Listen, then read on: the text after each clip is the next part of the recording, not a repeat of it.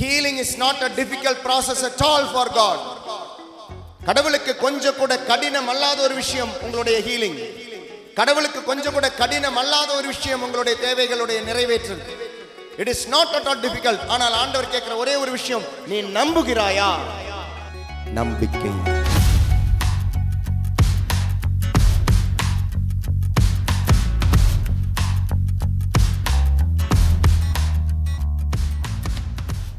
ஹல்லேலூயா, ஹல்லேலூயா, சத்தமா ஹல்லேலூயா, ஹல்லேலூயா, ஹல்லேலூயா. நேரத்திற்காக நாம் தயாரித்து கொண்டிருந்தோம். இறைவார்த்தையினுடைய பகிர்வுக்காக தயாரித்து கொண்டிருக்கும். தூயாவி நிறைவாக பரிசுத்த கன்னித்தாயினுடைய பரிந்துரையின் வழியாக நம் மீது பொழியட்டும். இன்று நாம் குறிப்பாக எல்லா நோயாளிகளுக்காக, உலகத்தினுடைய நோயாளிகளுக்காக ஜெபிக்கிறோம். ஆண்டவரே, நாங்கள் இந்த கேட்கும் இந்த இறைவார்த்தையை ஆசீர்வதித்து எங்களுக்கு தந்தருளும்.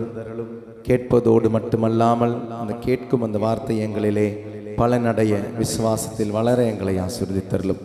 தந்தை, மகன், தூயாவியின் பெயராலே ஆமென்.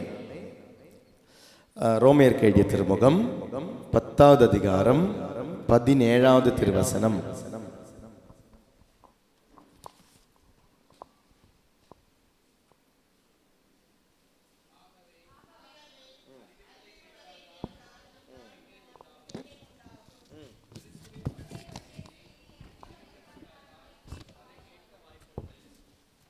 ஆர்டர் பாருங்க.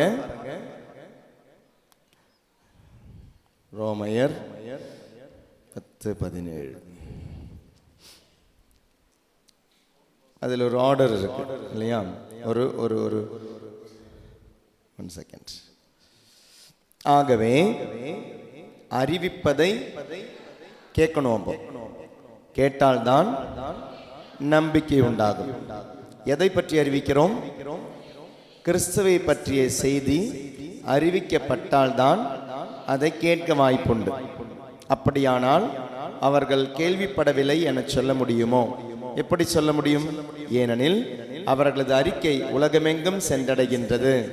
அவர்கள் கூறும் செய்தி உலகின் கடையெல்லை வரை எட்டுகின்றது.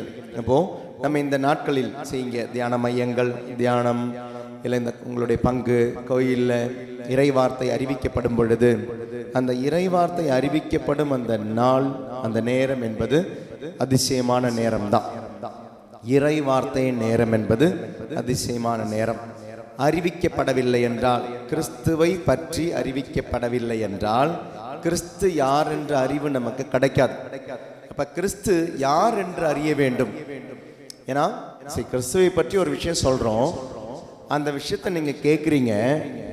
அந்த கேட்குற விஷயம்தான் உங்களுக்கு ஒரு விடுதலை தருது. அது உடல் நோய்களில் இருந்தோ, உள்மன காயங்களில் இருந்தோ, பயத்தில் இருந்தோ ஒரு விடுதலை தருகிறது என்றால், அந்த விடுதலை தர கிறிஸ்துவை நம்பணும்னா கிறிஸ்துவை யார் என்று நம்ப வேண்டும். கிறிஸ்துவை என்னவென்று நம்ப வேண்டும். பிலீவ் இன் கிரைஸ்ட் அப்படின்றாங்க. ஓகே, பிலீவ் இன் கிரைஸ்ட் புரியுது. What to believe in Christ? கிறிஸ்துவை என்னவென்று நம்ப வேண்டும். கிறிஸ்துவை யார் என்று நம்ப வேண்டும். அந்த நம்பிக்கை தான் நமக்கு விடுதலை தருகிறது. கிறிஸ்துவை என்னவென்று நம்ப வேண்டும், கிறிஸ்துவை யார் என்று நம்ப வேண்டும், கிறிஸ்து யார் என்று நம்ப வேண்டும். அந்த நம்பிக்கை உங்களுக்கு விடுதலை தருகிறது என்றால் கிறிஸ்து யார் என்று நம்ப வேண்டும். அப்ப கிறிஸ்து நமக்கு வந்து தந்த விஷயம் என்ன, கிறிஸ்து நமக்கு தந்த விஷயம் என்னன்னு தெரிஞ்சாதான் ஓகே கிறிஸ்துவை நம்ப முடியும். அப்ப அவர் தந்த விஷயம் கரெக்டா இருக்கு, அதை நான் நம்புறேன், அது எனக்கு கண்டிப்பாக விடுதலை தரும். ஹல்லேலூயா, ஹல்லேலூயா, ஹல்லேலூயா. அப்ப கிறிஸ்து நமக்கு என்ன தந்தார், நான் அப்ப என்ன நம்ப வேண்டும். அப்ப நம்பிக்கை என்றால் என்ன, ஃபர்ஸ்ட் அங்கிருந்து ஆரம்பிப்போம். அதுக்கப்புறம் கிறிஸ்து என்ன தந்தார்ன்றது பார்ப்போம். நம்பிக்கை என்றால் என்ன, பைபிள்ல இருக்கு அதனுடைய டெஃபினிஷன். எங்க இருக்கு? எபிரேயர்ல இருக்கு. எபிரேயர் 11வது அதிகாரம் 1வது வசனம். The definition of faith. எபிரேயர் 11:1. நம்பிக்கை என்பது நாம் எதிர்நோக்கி இருப்பவை கிடைக்கும் என்னும் உறுதி. கண்ணுக்கு புலப்படாதவை பற்றிய ஐயமற்ற நிலை. எப்படி? நம்பிக்கை என்பது நாம் எதிர்நோக்கி இருப்பவை கிடைக்கும் என்னும் உறுதி. கண்ணுக்கு புலப்படாதவை பற்றிய அங்கே வார்த்தையை பயன்படுத்தி இருக்கிறது நல்லா கவனிச்சிங்கன்னா, இது நம்ம அடிக்கடி வாசிக்கிற வார்த்தை. ஸோ நமக்கு அதில் சந்தேகம் வராது. சரி, நம்மளுடைய குழப்பமே அதே தான். பைபிளில் நமக்கு சந்தேகமே கிடையாது. ஏன் தெரியுமா? பைபிள் வாசிக்கும் போது உங்களுக்கு சந்தேகமே வர்றது கிடையாது. ஏன்? தூய ஆவியானவர். தூய ஆவியானவர் இருந்தால் கண்டிப்பாக ஒரு சந்தேகத்தை கொடுப்பார். ஏன் சந்தேகமே வர மாட்டேங்குது? கடவுளுடைய வார்த்தையினால சந்தேகம் வரல, வார்த்தையை நம்புறதுனால சந்தேகம் வரல. ஏன் உங்களுக்கு சந்தேகமே வர மாட்டேங்குது? நம்பிக்கையினால. இது எதுவுமே காரணமே கிடையாது. என்ன தெரியுமா காரணம்? வாசிச்சு வாசிச்சு வாசிச்சு கேட்டு கேட்டு கேட்டு புளிச்சு போச்சு. அதனால சந்தேகமே நமக்கு வராது. உண்மையாவே அதான் காரணமே. வார்த்தையை ஆராய்ந்து படித்தால் சந்தேகம் கண்டிப்பா வரும். வார்த்தை ஆராய்ந்து படிக்கலன்னா சந்தேகம் வராது. இன்னைக்கு சந்தேகம் வராத காரணம், யாரோ சொல்றாங்க பைபிள் வாசிச்சா நல்லதுன்னு, யாரோ சொன்னாங்க யாருக்கோ வாசிச்ச பொழுது நல்லது நடந்திருக்குன்னு, யாரோ அவங்களுடைய சாட்சியத்தில் சொன்னாங்க பைபிள் எழுதின போது நல்லது நடந்ததுன்னு. அப்ப நம்ம இப்படி வாசிக்கிறோம் ஒழிய ஆராய்ந்து அறிய, ஆராய்ந்து தெரிந்து கொள்ள நீங்க வாசிச்சு பாருங்க, கண்டிப்பா சந்தேகம் வரும். ஏன்னா இந்த வார்த்தையை நீங்க ஆராய்ந்து வாசிச்சா இதுல சந்தேகம் வரும். ஏன்னா அதுல முரண்பாடான வார்த்தைகள் இருக்கு, கான்ட்ரடிக்டரியான வேர்ட்ஸ் இருக்கு. கான்ட்ரடிக்டரியான வேர்ட்ஸ் அங்க என்ன தெரியுமா இருக்கு? எதிர்பார்ப்பவை கிடைக்கும் என்னும் உறுதி. எதிர்பார்ப்பவை என்ற வார்த்தையும் உறுதி என்ற வார்த்தையும் ஒத்து போகாது. வாட் ஐ ஹோப் ஃபார் அப்படின்றதும் அதுல இந்த கான்ஃபிடன்ஸ் அப்படின்றதும் ஒத்து போகாது. இது ரெண்டுமே அப்பேரண்ட்லி கான்ட்ராடிக்டான வார்த்தை தான், முரண்பாடான வார்த்தை. எதிர்பார்க்கிற விஷயம் கிடைக்கும்ன்றதுக்கு உறுதி என்ன? ரெண்டாவது பாருங்களேன், கண்ணுக்கு புலப்படாதவை பற்றிய ஐயமற்ற நிலை. சாதாரண நம்ம எல்லாமே சந்தேகமே இல்லாம நம்பணும்னா நீங்க கண்டிப்பா உங்களுடைய ஐம்புலன்களால் அதை அனுபவிச்சிருக்கணும். either you should touch or you should see or you should sense. இந்த ஐம்புலன்களால் அனுபவிக்காம ஒரு விஷயத்தை நம்மளால ஐயமற்ற நிலைக்கு வரவே முடியாது. நீங்க ஒரு விஷயத்தை கண்மூடித்தனமா நீங்க நம்பணும் அப்படின்னா ஏதாவது ஒரு சென்ஸ்ல அது கடந்து போயிருக்கணும். ஏதாவது ஒரு ஐம்புலனின் வழியா கடந்து போகலனா ஐயமற்ற நிலைக்குள்ள நம்மளால போக முடியாது. அதனால தான் சயின்ஸ் அதிகமா நம்புறவங்க பாருங்களேன், ஏன் கடவுளை பத்தி ஒரு கேள்வி கேட்கறாங்க? ஏன்னா சயின்ஸ் எவிடன்ஸ் கொடுக்கும். அந்த எவிடன்ஸ் எதை பொறுத்து கொடுக்கும்? சயின்ஸ் கொடுக்கிற எவிடன்ஸ் அப்படின்றது கண்ணால இல்ல கையால இல்ல மூக்கால இல்ல தொக்கால இல்ல மூச்சால, இந்த ஐம்புலன்களால் ஏதாவது எவிடன்ஸ் கொடுக்கும் சயின்ஸ். அந்த எவிடன்ஸ் கொடுக்கும் பொழுது எல்லாராலையும் நம்பலாம். இங்க இந்த லைட் இருக்கு அப்படின்றது நீங்க பாக்குறதுனால நீங்க நம்புறீங்க. சப்போஸ் பார்க்க முடியாத ஒரு ஆள் இங்கே இருக்கிறாங்கன்னு வச்சுக்கோங்களேன், அவங்க கிட்ட நான் சொல்றேன் இங்க லைட் இருக்கு அப்படின்னா அவங்களால நம்ப முடியாது, கண்டிப்பா நம்ப முடியாது. ஏன்னா அவங்க அந்த லைட்டை பார்க்கல. பிரைஸ் தி லார்ட், ஹல்லேலூயா. இங்க ஃபாதர் பிரசங்கம் பண்றாரு அப்படின்றது அவங்களால கேட்க முடியும். ஐயமற்ற நிலை, ஏன்னா காதுல கேக்குது. ஆனா அதே விஷயம் சப்போஸ் அவங்களுக்கு காது கேட்காதவங்களா இருந்தா, ஃபாதர் இங்க பிரசங்கம் வைக்கிறாரு அப்படின்னு, இங்க ஒரு ஃபேமிலி இருக்காங்க, அவங்க பிளைண்ட் ஃபேமிலி தான், அவங்க வருவாங்க சில டைம் பூசிக்கெல்லாம் வருவாங்க 12 மணிக்கு, இன்னைக்கு வருவாங்க தேர்ட் சண்டே. அவங்க எப்படி தெரியுமா அவங்களுடைய வார்த்தைகளை அந்த கான்வர்சேஷன் நடத்திக்கிறாங்க? அவங்கள கொண்டு வர அவங்களுடைய ஹஸ்பண்டா இருக்கலாம், இல்லை அவங்களுடைய உதவியாளராக இருக்கலாம், இல்லைன்னா அவங்களுடைய அண்ணன் பொண்ணு அக்கா பொண்ணு யாரோ வருவாங்க. நம்ம இப்போ எப்படி இருக்கீங்கன்னு கேட்டா அவங்களுக்கு காது கேட்காது. அந்த அம்மாவுக்கு பக்கத்தில் இருக்கிற பொண்ணு என்ன தெரியுமா, என்னமோ டச் பண்ணுவா. டச் பண்ணும்போது அவங்களுக்கு கரெக்டாக தெரியும், என்னமோ கையில அங்கே கரெக்டா அந்த டச்சிங்ல அவங்க என்னமோ சொல்றாங்க. அப்போ உடனே சொல்லுவாங்க நல்லா இருக்கும் ஃபாதர் அப்படின்வாங்க. அப்போ நான் சொன்னது அவங்களுக்கு காதால கேட்க முடியல. அப்ப ஃபாதர் இந்த விஷயத்தை கேட்டாரு, அவ்வாறு அப்படின்ற வார்த்தையை கேட்டாருன்றதுக்கு அவங்களுக்கு ஐயமற்ற நிலை எப்படி வரும்? சந்தேகம் இல்லாத நிலை எப்படி வரும்? நெவர். அது சாத்தியமே கிடையாது. நம்ம ஒரு விஷயத்தை இன்னைக்கு நம்புறோம்னா இந்த ஐம்புலன்களுடைய இன்வால்வ்மெண்ட் நமக்கு இருக்கு. ஐம்புலன்களுடைய இன்வால்வ்மெண்ட் இல்லாம ஒரு விஷயத்தை இன்னைக்கு நம்ப மாட்டோம். ஐயமற்ற நிலைக்கு வந்தது கிடையாது. பிரைஸ் தி லார்ட், ஹல்லேலூயா, ஹல்லேலூயா, ஹல்லேலூயா. கண்ணுக்கு புலப்படாதவையை பற்றிய ஐயமற்ற நிலை. கண்ணுக்கு புலப்படுபவை பற்றி ஐயமற்ற நிலை அப்படின்றது சயின்ஸ். கண்ணுக்கு புலப்படாதவை பற்றி ஐயமற்ற நிலை அப்படின்றது ஃபெய்த். கண்ணுக்கு புலப்படுகின்ற சில விஷயங்கள் ஐயமற்ற நிலை அப்படின்றது ரீசன். கண்ணுக்கு புலப்படாதவை பற்றிய ஐயமற்ற நிலை அப்படின்றது ஃபெய்த். போப் ஜான் பால் II சொல்வாரு, the reason should leave room for faith. எல்லா கேள்விகளுக்கும் பதில் உங்களுடைய ரீசனால கொடுக்க முடியாது. எல்லா கேள்விகளுக்கும் ஒரு ஒரு ஒரு அதனால ரீசன் இல்லை அப்படின்றது சயின்ஸ் படிக்கிறவங்க என்ன தெரியுமா சொல்லுவாங்க, பிலாசபி படிக்கிறவங்க என்ன தெரியுமா சொல்லுவாங்க, ரீசன் இல்லாத விஷயங்கள் எல்லாமே அவங்க சொல்றது அதெல்லாமே அப்நார்மல் அப்படின்வாங்க. ஆனா இதெல்லாமே அப்நார்மல் கிடையாதுங்க. Abnormal, it is not below reason, it is above reason. கடவுள் என்பவர் பிலோ ரீசன் கிடையாது, கடவுள் என்பவர் above reason. Praise the Lord, hallelujah, hallelujah. நம்பிக்கை என்பது எதிர்நோக்கி இருப்பவை கிடைக்கும் என்னும் உறுதி. கண்ணுக்கு புலப்படாதவை பற்றிய ஐயமற்ற நிலை அப்படின்னா அடுத்த கேள்வி, பதில் இது எனக்கு கரெக்டா புரியலையே. அப்ப நம்பிக்கைனா என்னதான் சொல்லி வரீங்க? நம்பிக்கை என்பது, சப்போஸ் நான் ஒரு கேள்வி கேட்கிறேன் உங்ககிட்ட, நற்கருணையில் ஆண்டவர் இருக்கிறாரா இல்லையா? இருக்கிறார். என்ன எவிடன்ஸ்?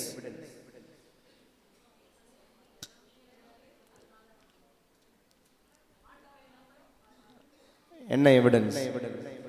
சரி, நற்கருணை விடுங்க. நீங்க ஒரு நாள் கண்டிப்பா ஒரு நாள் இறந்து போகணும், சாகணும் இல்லையா? செத்துட்டீங்கன்னா உங்களுக்கு செத்த பிறகு ஒரு வாழ்க்கை இருக்கு. என்ன எவிடன்ஸ்? இறந்த பிறகு வாழ்க்கை இருக்கா இல்லையா? After your death there is life. மோட்சம் ஒன்று இருக்கா இல்லையா? அது என்ன அவ்வளவு உறுதி? சரி, அப்ப விடுங்க, மோட்சத்தை விடுங்க. நரகம் இருக்குதா இல்லையா? இருக்கு. என்ன உறுதி? என்ன உறுதி? மோட்சம் இருக்கின்றதுக்கு உறுதி என்ன? நரகம் இருக்கின்றதுக்கு உறுதி என்ன? மரணத்துக்கு பிறகு ஒரு வாழ்க்கை இருக்கின்றதுக்கு உறுதி என்ன? பாவ சங்கீர்த்தனம் செய்யும்பொழுது பாவம் மன்னிக்கப்படுகின்றது உறுதி என்ன? நற்கருணையில் ஆண்டவர் இருக்கிறான்றதுக்கு எவிடன்ஸ் என்ன? பைபிள் இருக்கு. பைபிள்ல யார் சொன்னாங்க? ஆவியானவர் சொன்னார். Price the Lord, price the Lord. கண்ணுக்கு புலப்படாதவை பற்றி ஐயமற்ற நிலை. நான் சொர்க்கத்தை பார்த்ததில்லை, நரகத்தை பார்த்ததில்லை, நற்கருணையில் ஆண்டவரை பார்த்ததில்லை, ஆனால் எனக்கு ஒரு ஐயமற்ற நிலை உண்டு. ஐயமற்ற நிலை ஏன் தெரியுமா? ஏனெனில் என் ஆண்டவர் சொன்னார் நான் நற்கருணையில் இருப்பேன் என்று. என் ஆண்டவர் சொன்னார் நான் நிலைவாழ்வு தருவேன் என்று. என் ஆண்டவர் சொன்னார் மோட்சம் உண்டு என்று. என் ஆண்டவர் சொன்னார் நரகம் உண்டு என்று. அப்போ கிறிஸ்துவ நம்பிக்கை என்பது சில சென்டென்ஸ்ல இருக்கிற நம்பிக்கை கிடையாது. கிறிஸ்துவ நம்பிக்கை என்பது ஒரு நபரில் இருக்கும் நம்பிக்கை. Christian faith is not a theoretical faith on themes, but Christian faith is a faith on a person. It is revolving around a person. இன்று நீ நலம் பெறுவாய். நோயாளியா வந்திருக்கிறீங்க, இன்று நீ நலம் பெறுவாய் என்பது பைபிளில் இருக்கிற ப்ராமிஸ். கிறிஸ்துவை நம்பினால் ஹீலிங் உங்களுடையது. கிறிஸ்துவை நம்பினால் நலம் உங்களுடையது. ஏன்னா ஆண்டவர் எல்லா இடத்துலையும் சொன்ன தெரியுமா? உன் நம்பிக்கை உன்னை நலமாக்கும் தான் சொன்னார். உன் ஜெபம் உன்னை நலமாக்கும்னு சொல்லலை. நீ ரெட்ரீட்டுக்கு வந்தே நான் உனக்கு நலம் தருவேன்னு சொல்லலை. உன் நம்பிக்கை உன்னை நலம். எதிர்நோக்கி இருப்பவை கிடைக்கும் என்னும் உறுதி. நான் இன்னைக்கு இந்த ஆசீர்வாதத்தை வாங்கிட்டு தான் போவேன்ற உறுதி, அது இயேசு மேல் உள்ள உறுதி. அது எல்லா ஒரு தியான மையத்தின் மேல் உள்ள உறுதி அல்ல. அது இங்கே நடத்துகிற ப்ரீச்சிங் மேலேயோ ப்ரேயர் மேலோ உள்ள உறுதி அல்ல. சில டைம் நமக்கு பூசை எல்லாம், நீங்கள் சப்போஸ் உங்களுடைய பங்கில் பூசை வைக்கிறாங்க, இல்லை நீங்கள் ஏதோ இடத்துக்கு பூசைக்கு போகிறீங்க, இன்னைக்கு பூசை நல்லா இருந்ததுப்பா அப்படின்னா அந்த பூசை எப்படி இருக்கணும்? உங்களுக்கு பிளெஸ்ஸிங்காக இருக்கணுமா? அப்போ பிளெஸ்ஸிங் இல்லாத பூசை இருக்கு. கவனி, இன்னைக்கு பூசை நல்லா இருந்ததுப்பா, திருப்தியாக இருந்ததுப்பானா அந்த பூசை எப்படியெல்லாம் இருக்கணும்? எப்படி இருக்கணும்? நல்லா கீபோர்ட்லாம் வச்சு செமையா பாட்டு பாடினாங்கன்னா இல்லையா? ஃபாதரும் அப்படியே செம்மையா பாட்டு பாடினார்னா அப்படியே ராகம், ஈனம், தாளம், சங்கதி இல்லை ஐடியா ஸ்டார் சிங்கர் மாதிரி ஃபாதரும் பாட்டு பாடினார்னா, கொயரும் பாட்டு பாடிச்சுனா, அருமையான பிரசங்கெல்லாம் வச்சுன்னா அந்த 1 மணி நேரம் திருப்தியா இருந்தது. அதுக்கப்புறம் கேட்கக்கூடாது ஃபாதர் என்ன பிரசங்கம் வச்சாரு, கேட்கக்கூடாது. என்ன வாசகம் வாசிச்சாங்க, அதெல்லாம் கேட்கக்கூடாது. ஆனா அது திருப்தி ஆகுறது எப்படி தெரியுமா? இந்த இமோஷன்ல மட்டும்தான். இதே திருப்பலியில இறங்கி வர ஆண்டவர் தாங்க சாதாரண திருப்பலி, கீபோர்டு இல்லாத திருப்பலியிலும் இறங்கி வராரு, சாதாரணமா பாட்டே இல்லாம திருப்பலியிலும் அவர் தாங்க இறங்கி வராரு. அப்போ உங்களுக்கு விடுதலை தருவது திருப்பலியினுடைய கீபோர்டோ அதனுடைய ஆம்பியன்ஸோ கிடையாது. திருப்பலியில ஆராதனையில இல்லை இறைவார்த்தையினுடைய பகிர்வல் உங்களுக்கு விடுதலை தருவது உங்களுடைய நம்பிக்கை. உன்னுடைய நம்பிக்கை உன்னை நலமாக்கும். பிரைஸ் தி லார்ட், ஹல்லேலூயா. இனி அந்த நம்பிக்கை சொல்லியாச்சு. அப்ப நம்பிக்கை அப்படின்றது யார் மேல இருக்கிற நம்பிக்கை? இயேசுவின் மீதுள்ள நம்பிக்கை. இனி அடுத்த கேள்வி, இயேசு யார் என்ற நம்பிக்கை. மார்க் நற்செய்தியில தான் இந்த வார்த்தை ஆண்டவர் பயன்படுத்துறார். உனது நம்பிக்கை உன்னை நலமாக்குன்னு ஒரு பொண்ணுகிட்ட சொல்றார். அந்த பொண்ணுக்கு 12 வருஷம் பிரச்சனையா இருந்துச்சு. ரத்த போக்குடைய அந்த பெண், அந்த இரத்த போக்குடைய அந்த பெண்ணுக்கு இயேசு சொல்ற அந்த வார்த்தையை பாருங்க, உன் நம்பிக்கை உன்னை நலமாக்கும் அப்படின்றார். மார்க் நற்செய்தி 5வது அதிகாரத்தில் அந்த மகளிடம் இயேசு சொல்ற அந்த வார்த்தை,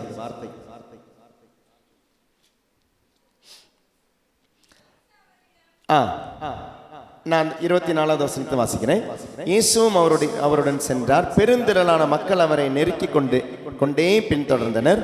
12 ஆண்டுகளாய் இரத்த போக்கினால் வருந்திய பெண் ஒருவர் அங்கு இருந்தார். அவர் மருத்துவர் பலரிடம் தமக்குள்ளதெல்லாம் செலவழித்தும். எப்படி? மருத்துவர் பலரிடம். எப்படி நீங்கெல்லாம் இன்னைக்கு வந்திருக்கிறீங்களோ, பல நோயோட வந்திருக்கீங்களோ, பல டாக்டர்லாம் பார்த்துருக்கீங்களோ, உங்களுடைய அதே நிலைமை தாங்க. மருத்துவர் பலரிடம் தமக்கு உள்ளதெல்லாம் செலவழித்தும் ஒரு பயனும் அடையாமல் மிகவும் துன்பப்பட்டவர். அவரது நிலைமை வர வர மிகவும் கேடுற்றது. அவர் இயேசுவை பற்றி கேள்விப்பட்டு மக்கள் கூட்டத்துக்கிடையில் அவருக்கு பின்னால் வந்து அவரது மேலுடையை தொட்டார். எந்த உடையை தொட்டார்? மேலுடையை தொட்டார். ஏனெனில் நான் அவருடைய ஆடையை தொட்டாலே நலம் பெறுவேன் என்று அப்பெண் சொல்லிக் கொண்டார். தொட்ட உடனே அவருடைய இரத்த போக்கு நின்று போயிற்று. அவர் தம் நோய் நீங்கி நலம் பெற்றதை தம் உடலில் உணர்ந்தார். உடனே இயேசு தம்மிடமிருந்து வல்லமை வெளியேறியதை தம்முள் உணர்ந்து மக்கள் கூட்டத்தை திரும்பி பார்த்து, என் மேலுடையை தொட்டவர் யார்?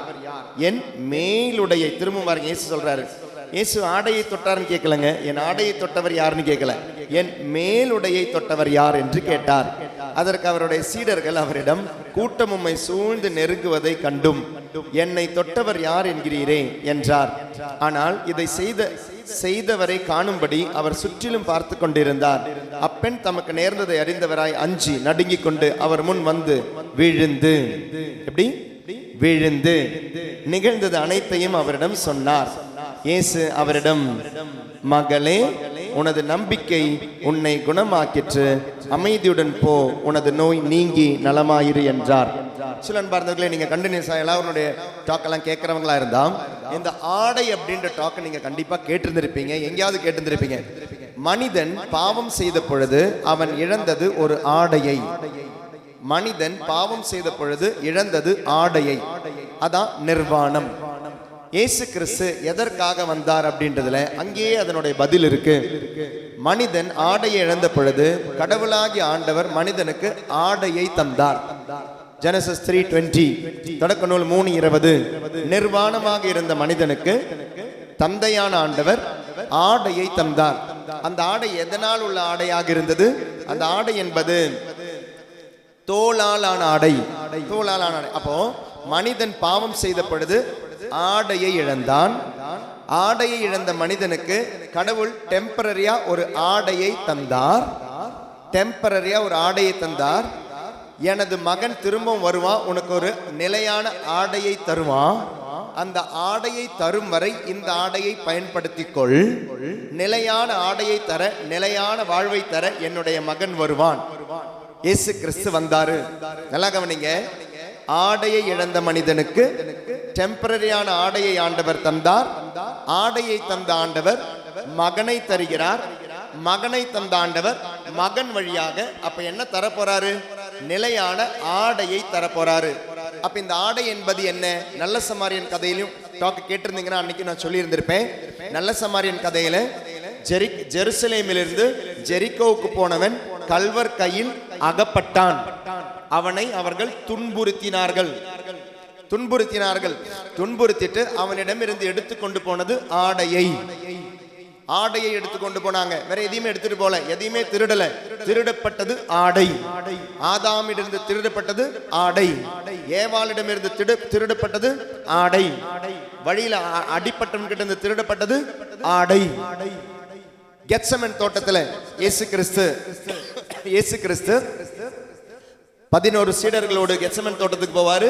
அந்த தோட்டத்திலே இயேசு கிறிஸ்துவோடு இணைந்து ஒரு வாலிபனும் போவான். வாலிபன் அங்க இருக்கிறது யாருக்குமே தெரியாது. மார்க் 14:50 அந்த இளைஞன் அவனை பிடிச்சிருவாங்க. யாருடா நீ பின்னால வரன்னு சொல்லி அவனை பிடிக்கும் பொழுது அவனுடைய மேலாடையை கழட்டிட்டு அவன் போயிடுவான், ஓடி போயிடுவான். அப்ப அவன் ஆடையை விட்டுட்டு போறானா? அவன் எப்படி போறான்? நிர்வாணமா போறான். மேலாடையை களைந்து நிர்வாணமா வெளியே போறான். இனி அதே மார்க் செய்தி 16வது அதிகாரம் 5வது திருவசனம், இயேசுனுடைய உயிர்ப்பின் பொழுது இயேசுனுடைய அந்த கல்லறையிலே வாலிபன் இளைஞன் ஆடை அணிந்து இருப்பதை காண்பார். அப்ப இயேசு கிறிஸ்து வந்தது ஆடையை தருவதற்காக. அப்ப இயேசு கிறிஸ்துவுக்கு அந்த ஆடை இருந்தது. அந்த ஆடை என்ன? அப்ப மனிதன் இழந்த ஆடை என்ன?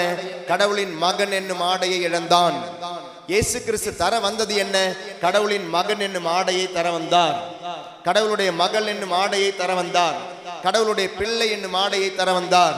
அப்ப இந்த பொண்ணு இயேசுனுடைய மேலுடையை தொடுகிறாள் என்றால் அவள் தொட்டது வெறும் ஆடையை அல்ல, நம்பிக்கையால் அவள் தொட்டது நீ கடவுளுடைய மகன் என்னும் அந்த நிகழ்வை தொட்ட. She touched not the physical dress, but she touched in faith the subject, the substance of Jesus the Son of God. இயேசுவினுடைய ஆடை வெளியே நீங்க பார்க்கும்போது பைபிளுக்கு எப்பவுமே சொல்லுவேன், வெளியே ஒரு மீனிங் இருக்குங்க, பைபிளுக்கு கீழே ஒரு மீனிங் இருக்கு. இதுல கீழே போற மீனிங் தெரியுமா? அவள் தொட்டது இறைமகனை தொட்டாள்.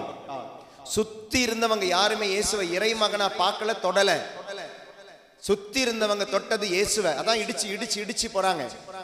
ஆனால் இவள் தொட்டது இறைமகனை. எப்ப இவ தொடரா பாருங்களேன், எல்லாரும் கைவிட்டுட்டாங்க, எல்லா மருத்துவரும் கைவிட்டுட்டாங்க, எல்லா மருந்தும் கைவிட்டுடுச்சு, எல்லா ட்ரீட்மெண்ட்டும் கைவிடுச்சு. அனாதையா நின்ன பொழுது இந்த நைட்ரஜன் அந்த டாக் கேட்டிருந்தீங்கன்னா சொல்லியிருப்பேன். See, when you become very very weak, you will see that God is strong in your life. உன்னுடைய வாழ்க்கையில நீ என்னைக்கு எதுவுமே இல்லைன்னு ஒரு இடத்துக்கு நீ வரியோ, எத்தனையோ வருஷம் நோயாளியா இருந்திருப்பீங்க, இங்க வந்திருக்கிறவங்க விடுதலைக்காக வந்திருக்கிறவங்க கேள்விப்பட்டு வந்திருப்பீங்க. இந்த தியானமையும் இங்க 20 வருஷமா தான் இருந்திருக்கு. ஆனா 20 வருஷமா இருந்த போது பாருங்களேன், அன்னைக்கெல்லாம் வர தோணல. அன்னைக்கு இங்க பைபிள் வசனங்கள் போயிட்டு தான் இருந்தது, அன்னைக்கு வர தோணல.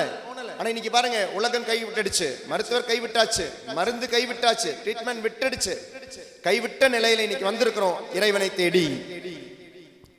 இதே நிலைதாங்க இந்த பொண்ணுக்கு. இன்னைக்கு நீங்க தேடி வந்தது இறைவனை, இன்னைக்கு நீங்க தேடி வந்தது இறை மகனை. மேலுடையை தொட்டு பாருங்கள். அந்த மேலுடையை தொட வேண்டும் என்றால் நம்பிக்கை என்பது மிக மிக அவசியம். உன் நம்பிக்கை உன்னை நலமாக்கும். இனி அதுல இன்னொரு அழகு பாருங்களேன். அந்த பொண்ணு வரும் பொழுது, அந்த பொண்ணுடைய பேர் என்ன? மார்க் 5வது அதிகாரத்துல பொண்ணுடைய பேர் என்ன? எப்படி எப்படி பேர் இருக்கா? இல்ல 25வது வசனம் வாசிங்க.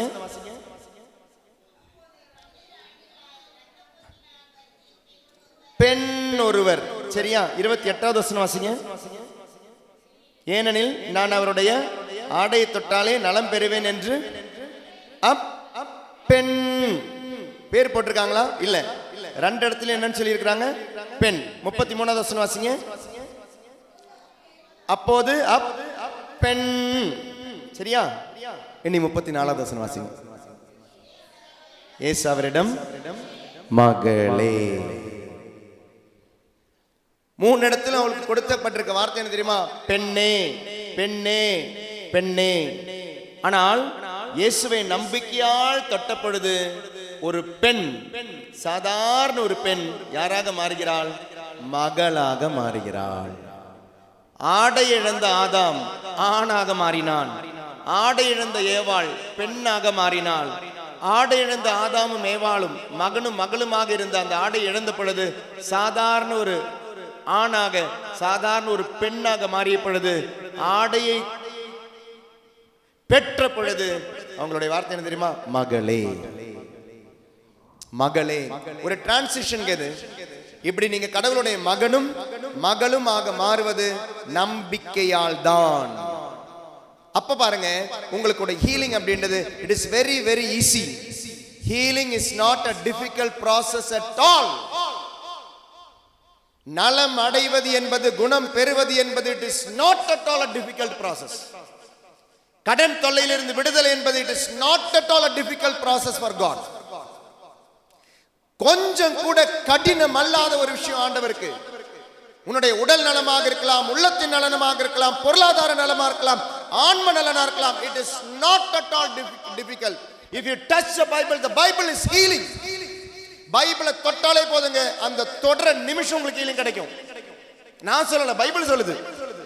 Proverbs, நீதிமொழிகள் 4வது அதிகாரம் 20வது வசனம், 21வது வசனம், 22வது வசனம். நீதிமொழிகள் 4வது அதிகாரம், நான் எடுத்துறேன். பிள்ளா, என் வார்த்தைகளுக்கு செவி கொடு. பாரு, எதுக்கு செவி கொடு? என் அதிசயங்களுக்கு செவி கொடுன்னு கேட்கல, என்னுடைய செயல்களுக்கு செவி கொடுன்னு சொல்லல, என் வார்த்தைகளுக்கு, உன் பைபிளுக்கு செவி கொடு. நான் சொல்வதை பற்றி கவனித்து கேளு. மகனே, மகளே, கேளுடா. அவை விலகாதிருக்கட்டும், என் வார்த்தைகள் உன் கவனத்திலிருந்து விலகாதிருக்கட்டும். பதித்து வை. எப்படியா? உள்ளத்தில் பதித்து வை. மனிதர்களுடைய வார்த்தையில, டாக்டருடைய வார்த்தையில, மருத்துவருடைய வார்த்தையில, மருந்துகளுடைய வார்த்தையில, டெக்னீஷியனுடைய வார்த்தையில, ரிப்போர்ட்டருடைய வார்த்தையில, நீ என்னுடைய வார்த்தையை பதித்து வை. 8000 கிட்ட ப்ராமிசஸ் பைபிள்ல இருக்குங்க.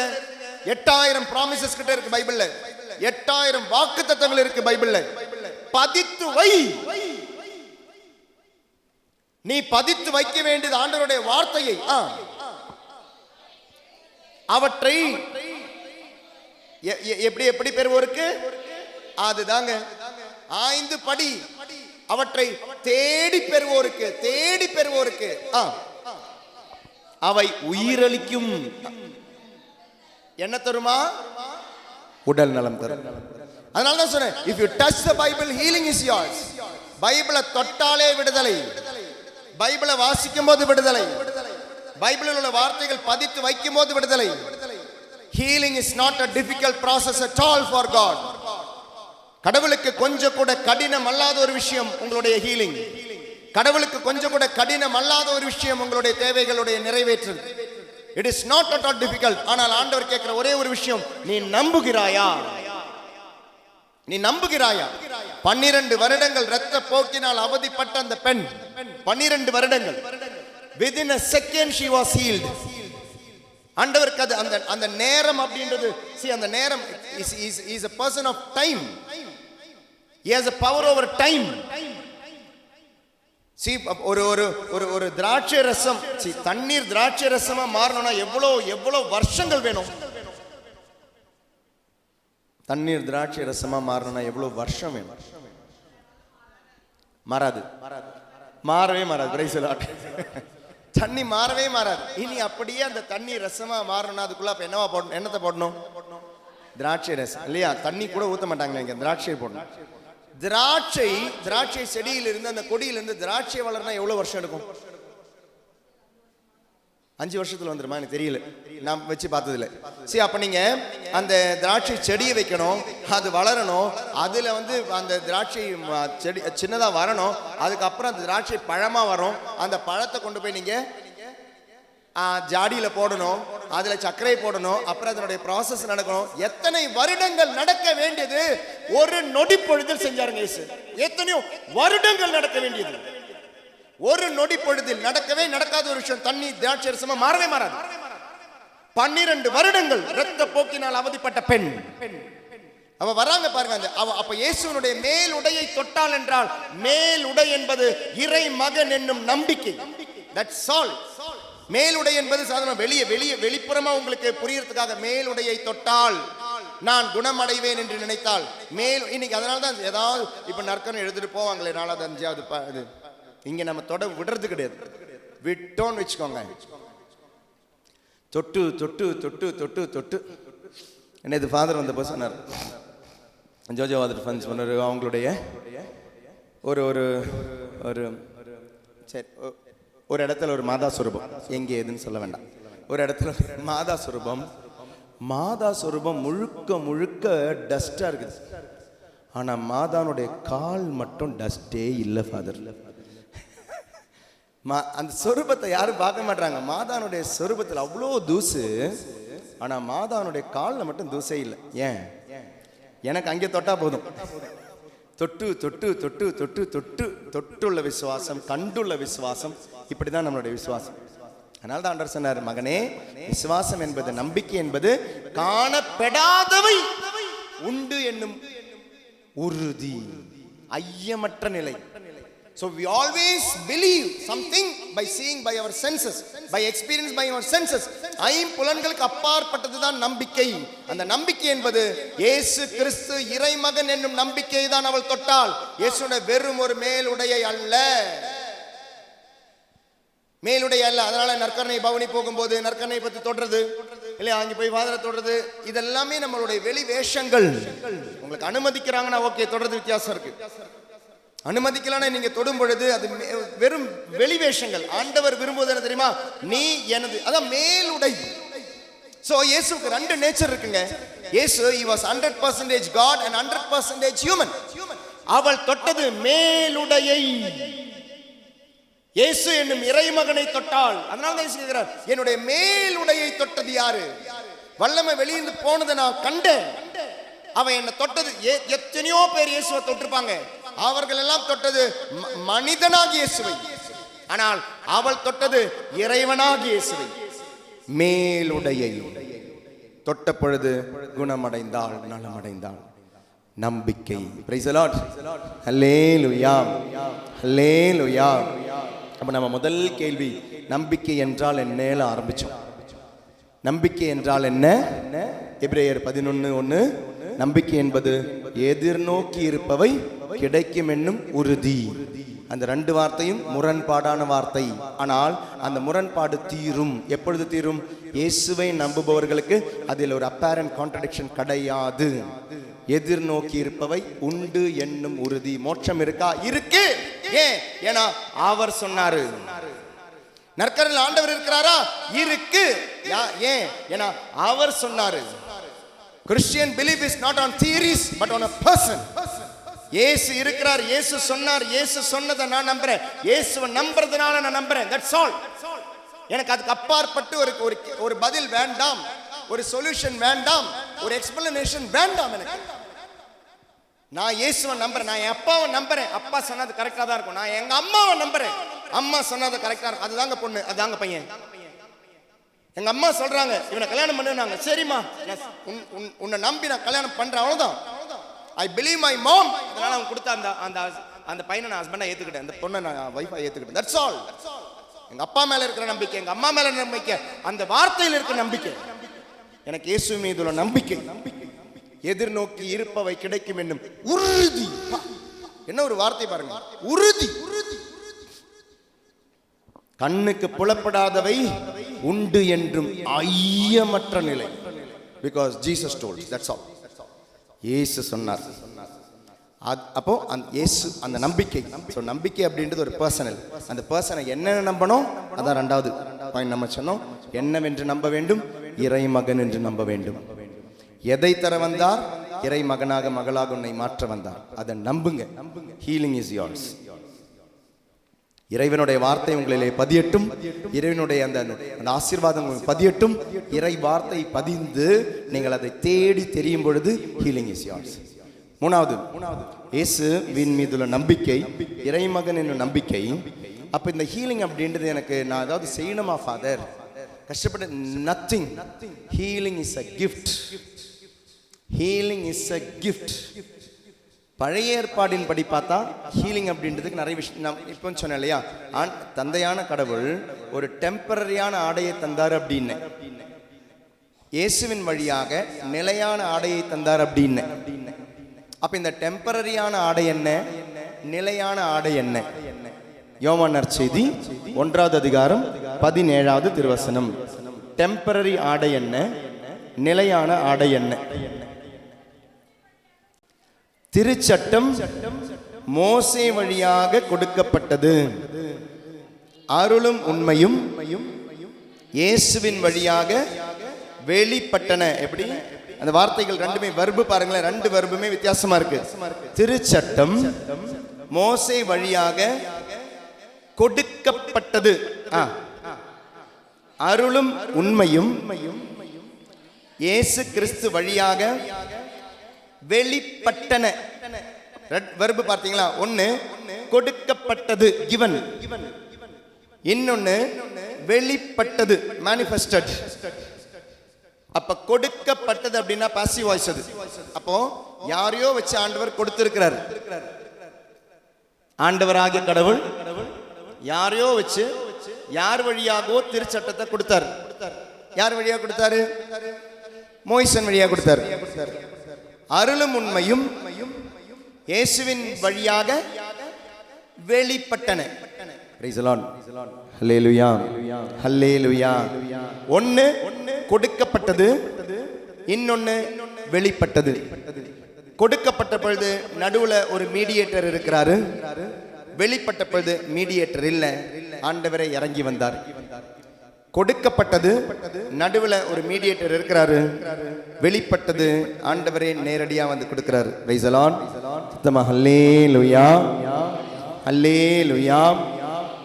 இது அந்த பழைய ஏற்பாட்டுக்கும் புதிய ஏற்பாட்டுக்கும் வித்தியாசம், இல்லைனா அதனுடைய தொடர்ச்சி என்பது. இயேசு கிறிஸ்து வழியாக கொடுக்கப்பட்டது அருள், கிரேஸ். சட்டம் வழியாக, திருச்சட்டம் வழியாக கொடுக்கப்பட்டது என்பது இந்த 10 கட்டளைகள். இதற்கும் இதற்கும் என்ன வித்தியாசம்? நேற்று வாலண்டியர்ஸ் ரெட்டிங் நடந்துட்டு இருந்தது. இதில் நான் நினைக்கிறேன் அந்த ஒரு 1.25 மணி நேரம் 2 மணி நேரம் இதை பற்றி தான் பேசிக்கிட்டு இருந்தோம். அருள்னா என்ன, சட்டம்னா என்ன? சட்டம் என்பது ஒன்று, அருள் என்பது வேறொன்று.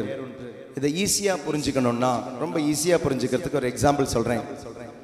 சட்டம் என்பது அது நீங்க கஷ்டப்பட்டு அந்த சட்டத்தை கீழ்ப்படிந்து, அந்த சட்டத்தை கீழ்ப்படியும் பொழுது நீங்க நல்லா இருப்பீங்க. God will bless you when you obey the commandments. Praise the Lord. நீங்கள் கட்டளையை கீழ்ப்படிந்தால் ஆண்டவர் உங்களை ஆசீர்வதிப்பது பழைய ஏற்பாடு என்றால், கட்டளையை கீழ்ப்படியவே உங்களை ஆசீர்வதிப்பது புதிய ஏற்பாடு. Praise the Lord. புரிஞ்சுதா? கட்டளையை கீழ்ப்படிய நீங்கள் கஷ்டப்படணும். கஷ்டப்பட்டு நீங்க கீழ்ப்படியும் பொழுது ஆசீர்வாதம் என்பது 10 கட்டளை. கட்டளையை கீழ்ப்படியவே உங்களுக்குள் சென்று ஆசீர்வதிப்பது புதிய கட்டளை, இல்லைனா கிரேஸ், அருள். எக்ஸாம்பிள், சப்போஸ் இன்னைக்கு யாராவது நடக்க முடியாம யாராவது வந்திருக்கீங்கன்னு வச்சுக்கோங்களேன். உங்களுக்கு நடக்கிறதுக்கு உதவியாக 2 கையில என்ன கொடுப்பாங்க சில டைம், அப்படி நீங்க நடக்க முடிஞ்சா 2 கோலை கொடுப்பாங்க, கிரச்சஸ் கொடுப்பாங்க. அப்படி நடக்கிறவங்க இருக்கிறீங்க, இல்லைனா உங்களுக்கு வீல் சேர் வேணும். அப்போ சப்போஸ் நீங்கள் அங்கே ஆட்டோவில் இறங்குனீங்க, அங்கிருந்து இங்கே உங்களை கொண்டு வரத்துக்கு ஒன்றெல்லாம் உங்களுக்கு கோல் வேணும், இல்லைனா உங்களுக்கு வீல் சேர் வேணும். அது உங்களுக்கு உதவி. அப்போ அங்கிருந்து உங்களால் இங்கே வர முடியும். உதவி என்ன? கோல் இல்லைனா வீல் சேர். ரெண்டாவது, அங்கிருந்து இங்கே வரத்துக்கு உங்களுக்கு வேற ஒரு உதவி இருக்கு. வீல் சேர் இல்லை, கோல் இல்லை, ஆனால் அங்கிருந்து நீங்கள் இங்கே வந்துட்டீங்க.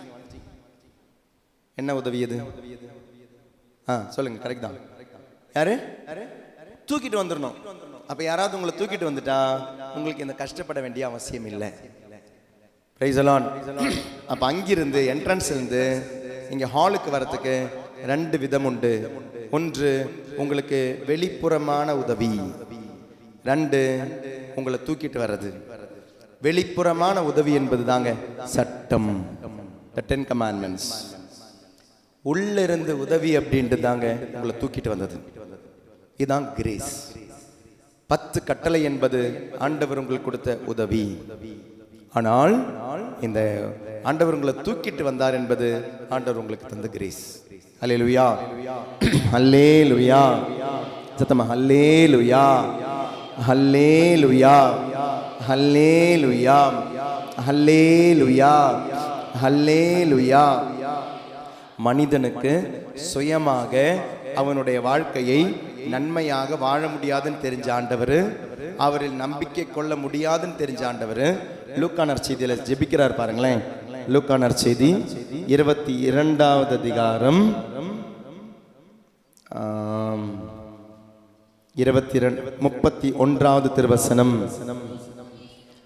சீமோனே சீமோனே, இதோ கோதுமையை போல் உங்களை புடைக்க சாத்தான் அனுமதி கேட்டிருக்கிறான். ஆனால் நான் உனது நம்பிக்கை நீங்காதிருக்க உனக்காக மன்றாடினேன். நீ மனம் திரும்பிய பின் உன் சகோதரர்களை உறுதிப்படுத்து என்றார். நல்லா கவனிச்சிங்களா? உங்களுடைய நம்பிக்கை கீழே போகாம இருக்க உங்களுக்காக ஜெபிக்கிற ஒரு ஆண்டவர் பைபிள் சொல்லுது. நீங்க உங்களுடைய நம்பிக்கையிலிருந்து நீங்க கீழே போகாம இருக்க உங்களுடைய நம்பிக்கைக்காக ஜெபிக்கிற ஒரு ஆண்டவர் பைபிள்ல உண்டு. உங்களுடைய நம்பிக்கை உன்னை நலமாக்கணும்னா அந்த நம்பிக்கைக்கு வருவதற்கு நான் என்ன பண்ணணும்? ஃபாதர், ஏதோ விதத்துல நம்பிக்கையிலிருந்து நான் வெளியே போறேன், ஏதோ ஒரு விதத்துல நம்பிக்கையிலிருந்து நான் தூரமா போறேன், என்னால நம்ப முடியாத சூழ்நிலைகள் என்னை சுத்தி வரும் பொழுது, நோய்களும் தாக்கங்களும் பாதிப்புகளும் என்னுடைய வாழ்க்கையில வரும் பொழுது என்னால நம்ப முடியலன்னு சொல்லும் பொழுது பைபிள் சொல்லுது, your Lord is praying for you so that you will not go down from your faith. உன்னுடைய விசுவாசத்திலிருந்து நீ தளர்ந்து போகாமல் இருக்க உன்னுடைய ஆண்டவர் உனக்காக ஜெபித்துக் கொண்டிருக்கிறார். Praise the Lord. Hallelujah. Hallelujah. சத்தமா Hallelujah. Hallelujah. Hallelujah. அப்போ நம்ம 2 விஷயங்களுக்கு கீழே இருக்கிறோம். ஒன்னு திருச்சட்டத்துக்கு கீழே இருக்கிறோம், இன்னொன்னு அருளுக்கு கீழே இருக்கிறோம். 2 விஷயத்துக்கு, ஒன்னு சட்டத்துக்கு கீழே, 2 அருளுக்கு கீழே. நீங்க சட்டப்படி பார்த்தீங்கன்னா, முறைப்படி பார்த்தீங்கன்னா உங்களுடைய நோய் நீங்காது அப்படின்னு டாக்டர் கண்டிப்பா சொல்லியிருப்பார். It cannot be healed. நீங்க வாழ்க்கை முழுக்க நீங்க மாத்திரை சாப்பிடணும்னு சொன்னவங்க இருக்கலாம், இதுக்குள்ள கண்டிப்பா நீங்க இருக்கலாம். நீங்க நீ சாகர வர மாத்திரை சாப்பிட்டே ஆகணும் டாக்டர், அது உண்மைதான். சட்டப்படி, முறைப்படி, சயின்டிபிக் படி அது உண்மைதான், அறிவியலின் படி உண்மைதான். டாக்டர் சொன்னது உண்மைதான். அது சின்ன நோயா இருக்கலாம், பெரிய நோயா இருக்கலாம், எந்த நோயா இருந்தோம் முறைப்படி டாக்டர் சொல்லியிருக்கலாம், சட்டப்படி டாக்டர் சொல்லியிருக்கலாம், அதனுடைய ஆய்வுப்படி டாக்டர் சொல்லியிருக்கலாம், you have to take medicine. ஆனா ஆண்டவர் சொல்றாரு, there is one more thing activate in you. உனக்குள்ள இன்னொரு விஷயம் ஆக்டிவேட்டா இருக்கு. அது என்ன தெரியுமா? கிரேஸ். மனிதனால் முடியாதது என்னால் முடியும் என்னும் உன்னுடைய நம்பிக்கை. அந்த நம்பிக்கை உன்னை நலமாக்கும். சட்டப்படி, முறைப்படி, சயின்ஸ் படி, அறிவியலின் படி, ஆய்வின் படி உன்னால அந்த ஹீலிங் வாங்க முடியாது. ஆனால் என்னுடைய அருள் உன்னை குணமாக்கும். அதனால தான் பைபிள் சொல்றாங்க, என்னுடைய அருள் உனக்கு போதும், என்னுடைய அருள் உனக்கு போதும். அந்த அருளும் இந்த நம்பிக்கையும் சேர்ந்து போவதே. இன்னைக்கு இந்த திருப்பலியிலையும், இன்னைக்கு இந்த நற்கருணை ஆராதனையிலும் உங்களுடைய வேதனைகள், பாரங்கள் நீங்கவே நீங்காதுன்னு சில விஷயங்கள் உங்களுடைய வாழ்க்கையில சொன்னது எல்லாமே ஒப்பு கொடுங்க. இன்னைக்கு சாதாரண ஒரு பெண்ணா நீங்க வந்திருக்கலாம், சாதாரண ஒரு ஆணா நீங்க வந்திருக்கலாம். ஆனா இங்கிருந்து நீங்க திரும்ப போகும் பொழுது கடவுளுடைய மகனாக, மகளாக, மகள் என்று அழைக்கப்பட்ட அந்த வார்த்தையின் வழியாகவே கடந்து போகும். கண்டிப்பா ஹீலிங் உங்களுக்கு, healing is not a difficult process. நான் திரும்ப சொல்றேன், healing is not a difficult process for God. கொஞ்சம் கூட கடினமே இல்லாத ஒரு விஷயம் ஆண்டவருக்கு ஹீலிங் அப்படின்றது. ஆனால் ஆண்டவர், see, God demands that நம்பிக்கை from you. God respects that நம்பிக்கை from you. ஆண்டவர் அந்த நம்பிக்கை எதிர்பார்க்கிறாரு. ஆண்டவர் உங்களுடைய நம்பிக்கையை மதிக்கிறார். அப்ப அந்த நம்பிக்கை இல்லைன்னா, நீங்க இயேசுனுடைய வாழ்க்கையில அவருடைய சொந்த ஊருக்கு போவார். சொந்த ஊருக்கு போகும் பொழுது அங்கே வசனம் ரொம்ப கிளியரா இருக்கும். இயேசுவால மிக வல்ல செயல்கள் எதுவுமே செய்ய முடியல. ஏன்? அவர்களுடைய நம்பிக்கையின்மையினால். இயேசு சொந்த ஊருக்கு போயிட்டு அவரால் எதுவும் செய்ய முடியாததற்கு ஒரே ஒரு காரணம் தெரியுமா? அவர்களுடைய நம்பிக்கையின்மை. அவர்களுக்கு நம்பிக்கை இல்லை, அதனால இயேசுவால எதுவும் செய்ய முடியல. ஸோ பவர்ஃபுல்லான இயேசுவே இங்கேயும் இறங்கி வந்தாலும் அவரால் எதுவும் செய்ய முடியாம போயிருக்குன்னா காரணம் உன்னுடைய நம்பிக்கை. அந்த நம்பிக்கை என்பது என்ன? நம்ம மார்த்தா மரியம் எல்லாம் பார்த்தப்போது இந்த கிளாஸ் எல்லாம் பார்த்தோம். Complete surrendering. ஆண்டவர்கிட்ட பைபிள்ல இந்த மரியாள் மட்டும் கிடையாதுங்க, ஆண்டவருடைய காலில் விழுந்தவள். உங்களுக்கு டாக் ஞாபகம் இருக்கா? நான் எல்லாமே கனெக்ட் பண்ணி பேசுறேன். எல்லா டாக்கினுடைய connection. Praise the Lord, hallelujah. Martha, Maria இயேசுனுடைய காலில் விழுந்து சொன்னால், ஆண்டவரே நீ இங்கிருந்திருந்தால் என் சகோதரன் இறந்திருக்க மாட்டான்னு சொன்ன பொழுது இயேசு அழுதாரு. ஆனால் மார்த்தாவும் அதே சென்டென்ஸ் சொன்னாங்க, இயேசு அழல. மார்த்தாவும் சொன்னது அதே வார்த்தை தான். என்ன வார்த்தை சொன்னாங்க? ஆண்டவரே நீர் இங்கு இருந்திருந்தால் என் சகோதரன் இறந்திருக்க மாட்டான். இயேசு அழவே இல்லைன்னு மட்டும் இல்லைங்க, இயேசு அசையவே இல்லை. இயேசு அழவும் இல்லை, இயேசு அசையவே இல்லை. அப்படியா? இறந்துட்டானா? கடைசி நாளில் உயிர் பெறுவான். மார்த்தா கிட்ட இயேசு தியாலஜி பேசிக்கிட்டு இருந்தார். ஆனா மரியா அதே சென்டென்ஸ் சொன்ன போது இயேசு அழுதுட்டாருங்க. பிரைஸ் தி லார்ட், இல்லையா? யோவான் நற்செய்தி 11 எனக்கு தெரியல எத்தனை பேர் இதெல்லாம் யூடியூப் எல்லாம் பாக்குறீங்க கேட்குறீங்கன்னு. நான் பாட்டு சொல்லிக்கிட்டு இருந்தேன். அப்புறம் நீங்க யோவான் 11வது அதிகாரம் 21வது வசனம். மார்த்தா இயேசுவை நோக்கி, ஆண்டவரே நீ இங்கே இருந்திருந்தால் என் சகோதரன் இறந்திருக்க மாட்டான். மார்த்தா சொன்னாலா? சொன்னபோது இயேசு என்ன சொல்றார் பாருங்களேன். இப்போது கூட நீர் கடவுளிடம் கேட்பதை எல்லாம் அவர் உமக்கு கொடுப்பார் என்பது எனக்கு தெரியும் என்றார். இயேசு அவரிடம், உன் சகோதரன் உயிர் தெழுவான். பாருங்களேன், என்னமோ அவங்க கிட்ட கிளாஸ் எடுத்துக்கிட்டு இருக்கிறார். ஆனா இதே சென்டென்ஸ் மரியா சொல்றா பாருங்களேன். 32வது வசனம். இயேசு இருந்த இடத்திற்கு மரியா வந்து அவரை கண்டதும் அவருடைய காலில் விழுந்து, ஆண்டவரே நீ இங்கே இருந்திருந்தால் என் சகோதரன் இறந்திருக்க மாட்டான் என்றார். இதே தானங்க மார்த்தாவும் சொன்னா. மரியா அழுவதையும் அவருடைய வந்த யூதர்கள் அழுவதையும் கண்ட போது இயேசு உள்ளம் குமுறி கலங்கி இயேசுவும் அழுகிறார். ரெண்டு பேருமே சொன்னது ஒரே வார்த்தை. ஆனா வித்தியாசம் என்ன? அவள் காலில் விழுந்தாள். அப்ப நினைக்காதீங்க, ஓ இயேசுக்கு காலில் விழுந்த அரசுல வந்து காலில் விழுந்தாதான் பிடிக்கணும் நினைக்காதீங்க. அப்படி இல்லை. காலில் விழுவது என்பது எதனுடைய அடையாளம்? அர்ப்பணத்தின் அடையாளம், ஆராதனின் அடையாளம். ஆண்டவரே ஐ எம் சரண்டரிங். ஆண்டவரே எனக்கு கேன்சர் சொல்லிட்டாங்க, நான் சரண்டர் பண்றேன். ஆண்டவரே எனக்கு கிட்னி டயாலிசிஸ், நான் சரண்டர் பண்றேன். காலில் விழுவது என்பது மேலே அந்த வார்த்தை காலில் விழுவது, ஆனால் அதனுடைய உள்ள அர்த்தம் என்பது ஆண்டவரே எல்லாம் சரண்டர் பண்றேன். இது பைபிள்ல ஒரே ஒரு ஆள் தான் விழுந்திருக்கிறாங்களா? பைபிள்ல நிறைய பேர் விழுந்திருக்கிறாங்க. இயேசு விழுந்தவங்க எல்லாம் எப்படி போனாங்க பாருங்க. மார்க்கு நற்செய்தி 5வது அதிகாரம் 22வது திருவசனம். மார்க்கு 5:22. தொழுகை கூட தலைவர்களுள் ஒருவரான யாயீர் என்பவர் வந்து அவரை கண்டு அவரது காலில் விழுந்து, என் மகள் சாகும் தருவாயில் இருக்கிறாள், நீ வந்து அவள் மீது கைகளை வையும், அப்போது அவள் நலம் பெற்று பிழைத்துக் கொள்வாள். இது 12 வயசான பொண்ணு. இயேசு கிட்ட வந்து சொல்றாங்க, அவன் நோயாளியா தான் இருக்கிறார். இயேசு கிட்ட காலில் விழுந்து அங்கே போறதுக்குள்ள செத்து போயிட்டாங்க. நோயாளியா இருந்தவன் செத்து போயிட்டான். வந்தவங்க சொல்றாங்க, அவங்கள டிஸ்டர்ப் பண்ணாதீங்க, உன் மகள் செத்து போயிட்டான். ஏசு என்ன தெரியுமா அந்த மனுஷங்கிட்ட சொன்னாரு? காலில் விழுந்த மனுஷங்கிட்ட என்ன தெரியுமா சொல்றாரு? 35வது வசனம். அவர் தொடர்ந்து பேசிக் கொண்டிருந்த பொழுது தொழுகை கூட தலைவருடைய வீட்டில் இருந்த ஆள்கள் வந்து அவரிடம், உம்முடைய மகள் இறந்து விட்டால் போதகரை ஏன் இன்னும் தொந்தரவு செய்கிறீர் என்றார்கள். அவர்கள் சொன்னது இயேசுவின் காதில் விழுந்ததும் அவர் தொழுகை கூட தலைவரிடம் நம்பிக்கை மட்டும் விடாதீர். அப்போ இந்த மகன் இயேசுவிடம் காலில் விழுந்தது அதனுடைய அர்த்தம் என்ன? நம்பிக்கை தான். அப்ப ஏன் சொல்றாரு? அந்த இருந்த நம்பிக்கை விடாதே. உன்னுடைய மகளை நான் பாத்துக்கிறேன், அவ சாகல, மற்றவங்க எல்லாம் சிரிச்சாங்க, ஆனா அந்த மனுஷன் நம்பிக்கை விடல. செத்து போன பொண்ணை ஆண்டவர் உயிர்ப்பிக்க காரணம் நம்பிக்கை. காலில் விழுந்து ஒரு விஷயத்தை ஆண்டவர்கிட்ட அர்ப்பணம் செஞ்சிட்டீங்கன்னா விட்டுடுங்க, ஆண்டவர் பார்த்து பாரு. ஒரு விஷயத்தை ஆண்டவர்கிட்ட சொல்லிட்டீங்கன்னா அது ஆண்டவர் அப்புறம் விட்டுடுங்க, ஆண்டவர் பார்த்து பாரு. இதாங்க நம்பிக்கை. சொல்லிக்கிட்டே இருந்தீங்கன்னா நீங்க என்ன நினைக்கிறீங்க? ஞாபகம் மறதி ஆண்டவருக்கு. அதனால நான் அடிக்கடி பெட்டிஷன் போடுறேன் ஃபாதர், அடிக்கடி பெட்டிஷன் போடுறேன் father. Price the Lord, price the Lord. அது நம்பிக்கை கிடையாது. நீங்க ஜெபிக்கிறீங்கன்னு நினைக்கிறீங்க, ஆமா நீங்க ஜெபிக்கிறீங்க, ஆனா நம்பிக்கை இல்லாம ஜெபிக்கிறீங்க. ஒரு தடவை சொல்லிட்டீங்களா, உள்ளார்ந்த மனதோட ஒப்பு கொடுத்துட்டீங்களா, அப்புறம் அது ஆண்டவருடையது. அந்த பெட்டிஷன் அங்கே போயிடுச்சு. அதே மார்க்கு நற்செய்தி 7வது அதிகாரம் 25வது திருவசனம்.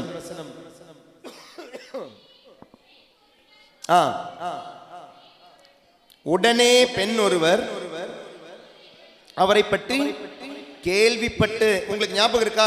இந்த 12 வருஷமான அந்த பொண்ணும் என்ன நடந்தது அவளுக்கு? மருத்துவர் அனைவரும் கைவிட்ட பொழுது அவர் இயேசுவை பற்றி கேள்விப்பட்டு, முதல் வசனம் நம்ம வாசி ஞாபகம் இருக்குதா? அறிவிக்கப்படவில்லை என்றால் கேட்க முடியாது, கேட்டால்தான் விசுவாசம் வளரும். ரோமர் 10:17 வாசிச்சோம். இங்கே பாருங்களேன், ஒரு பெண் அவரை பற்றி கேள்விப்பட்டு உள்ளே வந்து அவர் காலில் விழுந்து, அவருடைய மகளை தீ ஆவி பிடித்திருந்தது. அவர் ஒரு கிரேக்க பெண், சிறிய பெனிசி இனத்தை சேர்ந்தவள், நம்ம ஊர் பொண்ணு கூட கிடையாது, யூதர் கிடையாது. அவர் தம் மகளிடமிருந்து பேயை ஓட்டி விடுமாறு அவரை வேண்டினார். இயேசு அவரை பார்த்து, பாருங்களேன், இயேசு சோதிக்கிறார். காலில் விழுந்தியே, நம்பிக்கையில விழுந்தியா இல்ல நம்ம ஊர் தமிழ் ஆளுங்க விழுற மாதிரி விழுந்தியா? நம்ம ஆளுங்களை விழுற மாதிரி விழுந்தியா? இயேசு அவரை பார்த்து, முதலில் பிள்ளைகள் வயிறார உண்ணட்டும், பிள்ளைகளுக்கு உணவை எடுத்து, அவ்வளவுதான். இப்படி ஏதாவது நம்ம கிட்ட ஆண்டவர் சொன்னார்னு வச்சுக்கோங்களேன், உன் காலெல்லாம் நான் வந்து விழுந்தேன் பாரு, நான் பூசையில வந்து ஒப்பு கொடுத்தேன் பாரு, ஜெபமால சொல்லி ஒப்பு கொடுத்தேன் பாரு, எனக்கே வெக்கமா இருக்கு. அதனால நான் பூஜாரியை தேடி போறேன், அதனால நான் மந்திரத்தை தேடி போறேன், அதனால நான் கயிறை கட்டிக்கிறேன், உன் காலெல்லாம் விழுந்த பாரு. ஏ சோதி பாருங்க. ஆக்சுவலி அந்த நாயின்னு சொன்னது சோதனை தான். Jesus was testing her faith. காலில் விழுந்த, அர்ப்பணம் செஞ்ச, நான் கொஞ்ச நேரம் கொடுக்காம இருக்கிறேன், என்ன பண்ணுவேன்னு பார்க்கலாம். காலில் விழுந்து அர்ப்பணம் செய்தாய், அப்புறம் எங்கெல்லாம் யார் காலெல்லாம் விடுறேன்னு பார்க்குறேன்.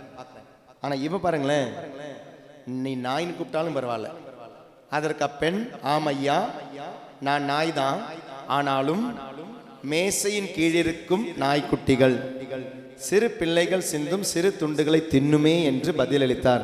அப்பொழுது இயேசு அவரிடம், நீர் இப்படி சொன்னதால் போகலாம், பேய் உன் மகளை விட்டு, ஏமா நீ போமா, அவ தப்பிச்சுக்கிட்டாமா என்றார். அப்பெண் வீடு திரும்பியதும் தம் பிள்ளை கட்டிலில் படுத்திருக்கிறதையும் பேய் ஓடிவிட்டதையும் கண்டார். லூக்கா நற்செய்தி வாங்க, 5வது அதிகாரத்துக்கு வாங்க, 12வது வசனம். லூக்கு 5:12.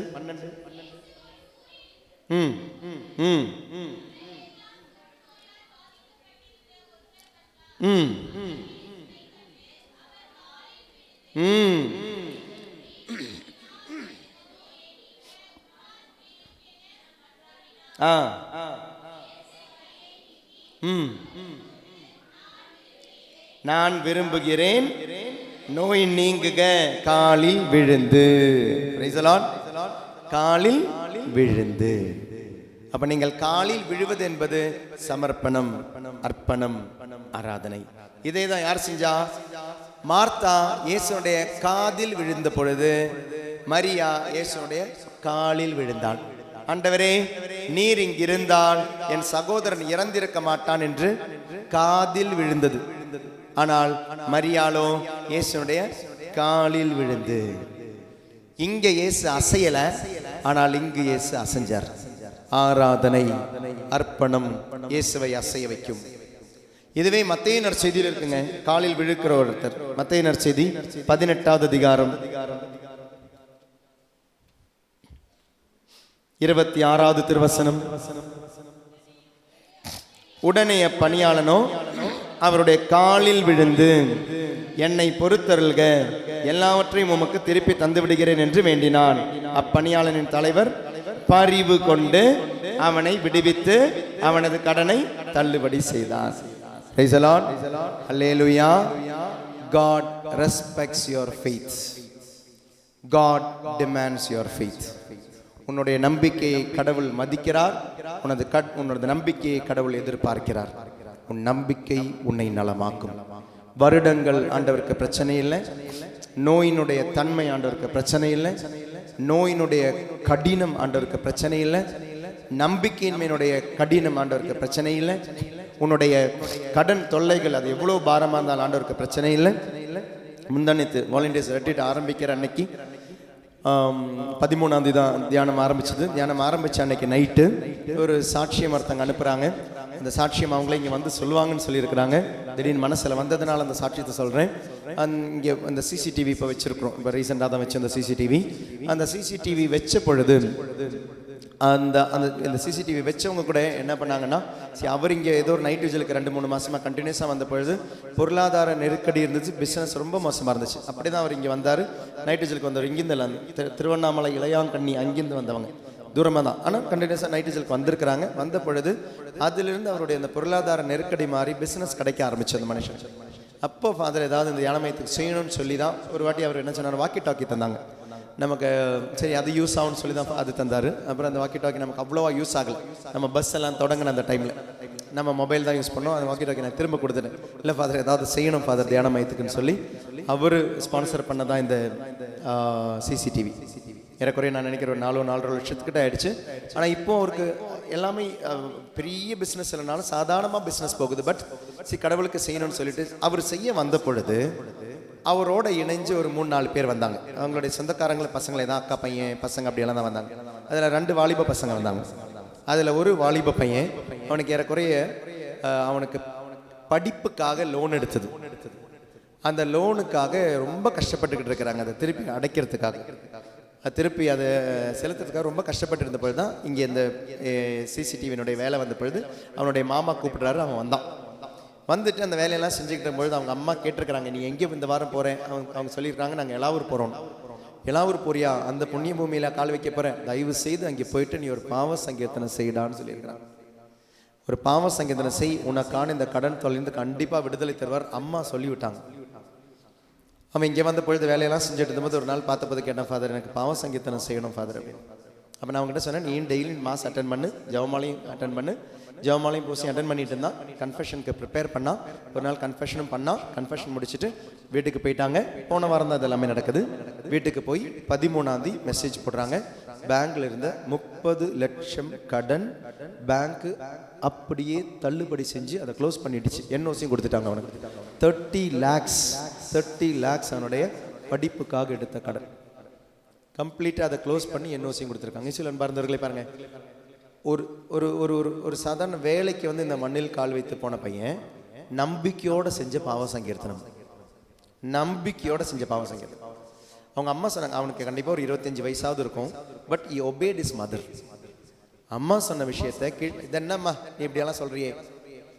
அந்த ப்ரோக்ராம் எல்லாம் முடிஞ்ச போது அவ்வளோ வேலை செஞ்சாங்களேன்னு சொல்லி எனக்கே மனசு ஒரு மாதிரி இருந்துச்சுன்னு, பிரதர் ஏதாவது காசு வேணுமான்னு சொன்னபோது அவரும் அவங்களோட இந்த பசங்க எல்லாருமே சொன்னாங்க, இல்லை நாங்கள் கோயிலுக்கு செய்ய வந்தோம் ஃபாதர், அதை நாங்கள் முடிவு பண்ணி தான் வந்தோம், எதுவுமே வேண்டாம் அப்படின்னு சொல்லிட்டு போனாங்க.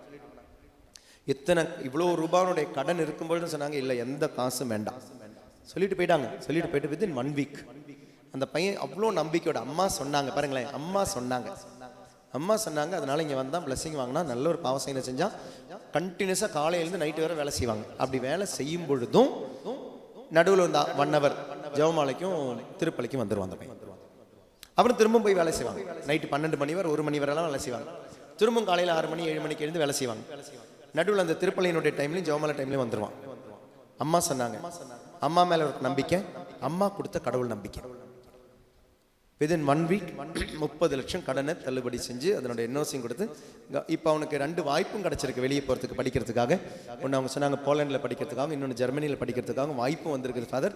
இப்போ அதுக்காக ப்ரேயர் பண்ணிக்கிட்டு இருக்கிறோம் எங்கே போகணும்னு சொல்லி. அன்பார்ந்தவர்களே, உங்களுடைய நம்பிக்கை உங்களை நலமாக்கும். Healing is not a difficult process at all for God. Healing is not at all a difficult process. உங்களுடைய மனசு, உங்களுடைய சுயநலம் நீங்கள் பிடிச்சு வச்சிருக்கிறதா ஆண்டவருக்கு உங்களை ஹீலிங் பண்ண முடியாமல் தடுத்து நிறுத்துது. அதனால் இன்னைக்கு இந்த திருப்பலியிலும் ஒப்பு கொடுப்போம், ஆராதனையிலும் ஒப்பு கொடுப்போம். எல்லாமல்ல இறைவன், தந்தை, மகன், தூய ஆவியானவர் நம்மை நிறைவாக ஆசீர்வதிப்பாராக. ஆமென்.